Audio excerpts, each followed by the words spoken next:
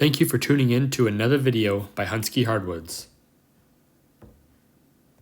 In this video, we are salvaging an 80-year-old orchard in Colusa, California from one of our farmer friends.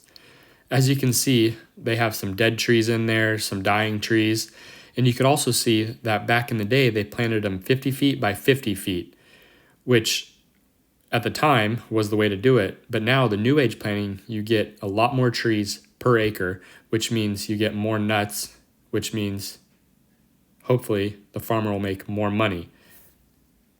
You could see that log laying down with the hole. That came from the side that we took out and is common with trees that are standing dead. Quite a few in this orchard have holes in them, but that just adds to the character of them. You could see us driving the Mustang skid steer in the background. We're headed over to load one of the big logs.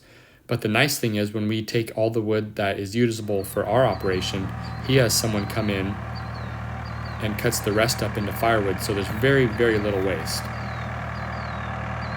That skid steer has a 5,000 pound lifting capacity, but that log weighs 10,000 pounds. It takes a little finesse to get it loaded, but we'll show you how we do it.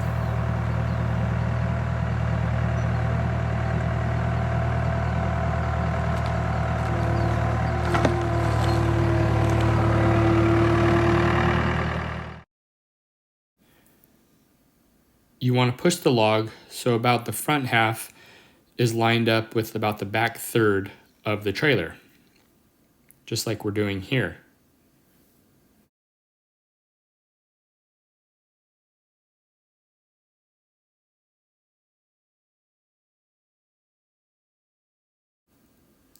And once you get it into position, you pick up the front half of the log and you swing it over to get it on to the back of the trailer, just like this.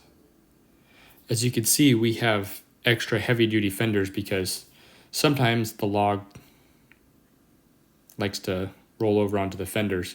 Not in this case, but sometimes it does happen.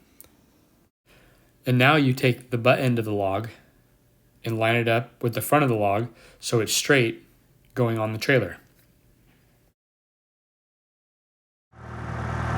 Now that the log is in position, you drive up from behind, stick the forks underneath, lift, and push it in.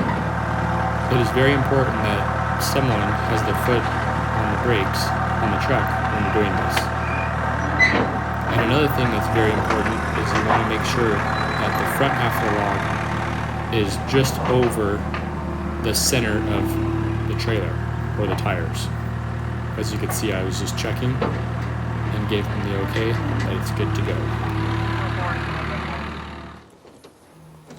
Now that the log is in place, it's time to tie it down.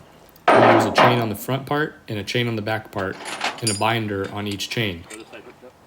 And we tie it down as tight as we can get. But sometimes when you're driving on the road and hit a couple bumps, they like to loosen up. So just beware and double check.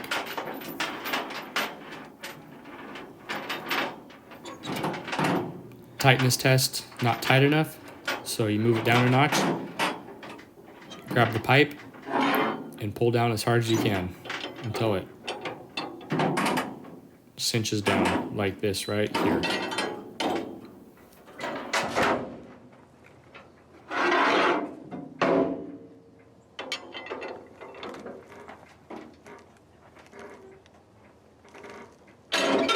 Now that the log's tied down, it's time to head back to the sawmill.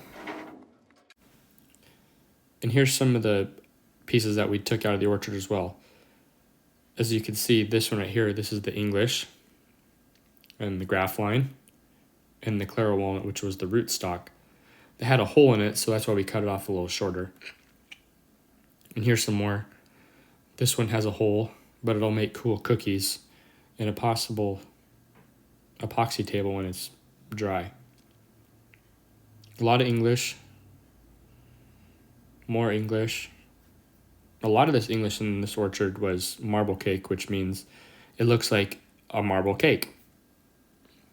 This one is one of my favorites.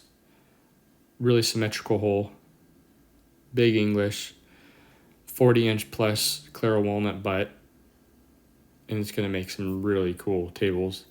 We even might cut it down to 20 inches or 30 inches and use it as a full coffee table or use it as a base for a dining table. We won't really know until it's time to cut it, but the possibilities are endless.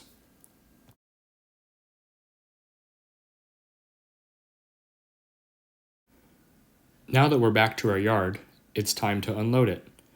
Remember when I said in the beginning of this video that we overbuilt our fenders? Well, here's one of the reasons why. All you're trying to do here when you're rolling a log off is you want to get it just past its tipping point off the edge of the trailer. So we almost got it here. We just couldn't get close enough with the forklift on that side, so we have to drive around and roll it off from the side of it.